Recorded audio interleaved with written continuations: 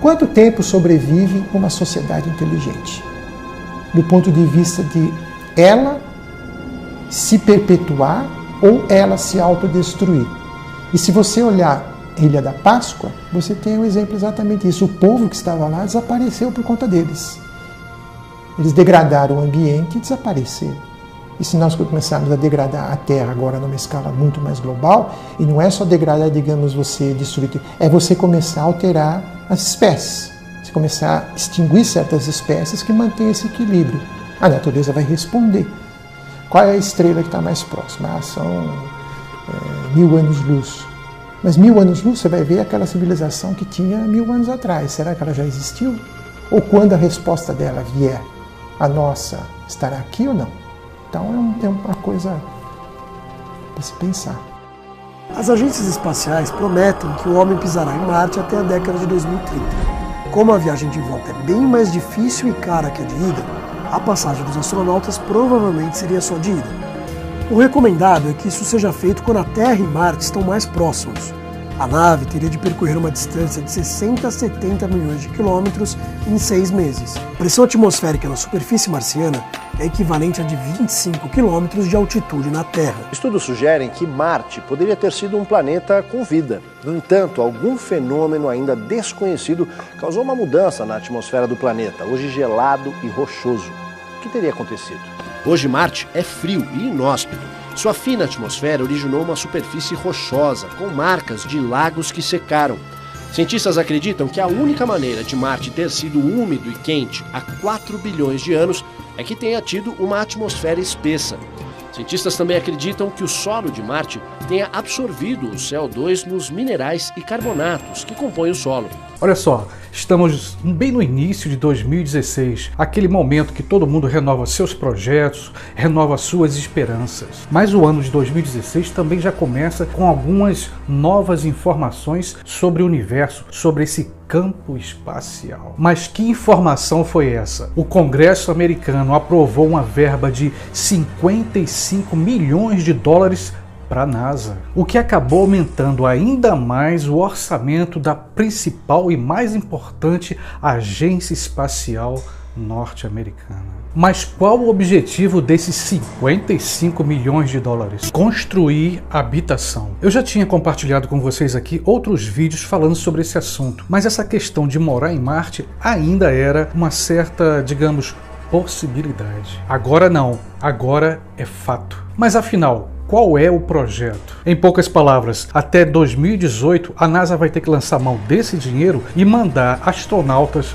lá para Marte. E uma vez chegando em Marte, esses astronautas terão que construir módulos habitáveis, pequenas habitações. Habitações que os astronautas poderão morar e pesquisar o planeta vermelho. Mas a grande cartada por trás de toda essa história é preparar as condições para que haja possibilidade de sobrevivência no planeta Marte. Preparar as condições para criar lá uma colônia. O objetivo é exatamente esse: colonizar Marte. Eu vou te dizer uma coisa, no meu ponto de vista já começou uma grande fuga.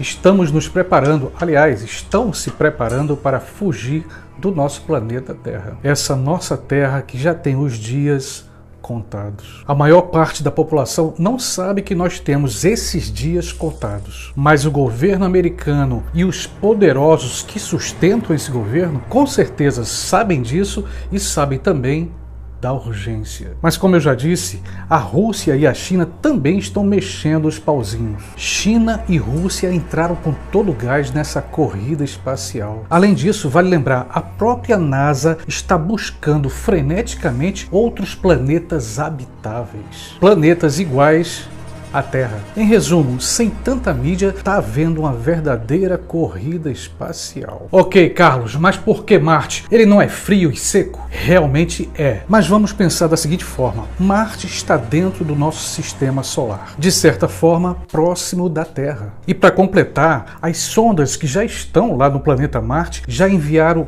milhares de informações e dados sobre o planeta vermelho. Os cientistas já mediram para cá, já calcularam para lá e eles já têm mais ou menos uma ideia de como chegar lá e quando. E aqui vale lembrar um detalhe interessante: a NASA já abriu inscrição para astronauta. Inclusive já houve uma pré-seleção de candidatos para ir a Marte. Os desafios são grandes? Grandes não, gigantescos. Uma coisa é certa, o principal já começou a aparecer: dinheiro. Ciência e tecnologia a gente já tem de alto nível. Por isso eu vou ser bem sincero, eu acho que esse projeto vai acontecer. E aqui surgem duas perguntinhas básicas. Estamos fugindo de quê? Quem vai escapar? Sobre a primeira pergunta, eu já fiz vários vídeos comentando sobre isso. Nosso planeta vai sofrer uma catástrofe a nível global. E essa afirmação não é minha. Vários cientistas sérios, inclusive cientistas da NASA, concordam nesse ponto. Concordam sobre essa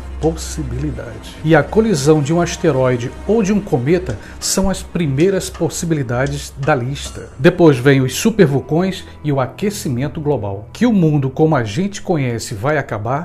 Vai. Para os cientistas é como e quando. Sobre a segunda pergunta, quem vai escapar? Eu sei que eu não vou. E como acontece em toda a história da humanidade, quem terá prioridade nessa história são os ricos e poderosos. Afinal de contas, são eles que estão bancando todos os projetos. E aqui eu coloco o meu ponto de vista. Sobre essa história, eu devo ter uma visão de indivíduo ou de espécie. Mas como é isso? Numa visão de indivíduo, eu só quero saber de mim, eu só quero salvar o meu pescoço. Eu quero é fugir e que se dane o mundo, que eu não me chamo Raimundo. E que se dane o resto da humanidade. Já numa visão de espécie, eu tenho que ver toda essa história como sendo um membro da espécie humana. O indivíduo morre. Eu, Carlos, vou morrer na catástrofe. Mas a espécie humana, essa vai sobreviver. É difícil pensar dessa segunda forma. É difícil eu ter uma visão de espécie, eu como membro da espécie querendo salvar a espécie humana? Extremamente difícil. E como é muito difícil colocar isso na prática,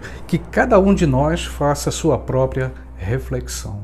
A ameaça de um asteroide é uma ameaça real. E a NASA, a mais importante agência espacial norte-americana, sabe disso e está tentando se preparar. Eles concordam que um asteroide de grande dimensão certamente vai colidir com a Terra. Mas olha só, cá para nós, o asteroide é uma rocha, uma pedra escura vagando pelo universo. Rochas difíceis de localizar. Para você ter uma ideia, milhares de asteroides ainda não foram identificados. E é por esse motivo que os próprios cientistas reconhecem que eles podem ser pegos de surpresa. E se de fato isso realmente acontecer, como é que a gente, simples mortais, vamos ficar nessa história? Será que alguém pode sobreviver a uma catástrofe global? E nesse ponto vale lembrar o que aconteceu há 65 milhões de anos atrás. Um gigantesco asteroide com cerca de 10 quilômetros de comprimento exterminou os dinossauros. Mais de 70% das espécies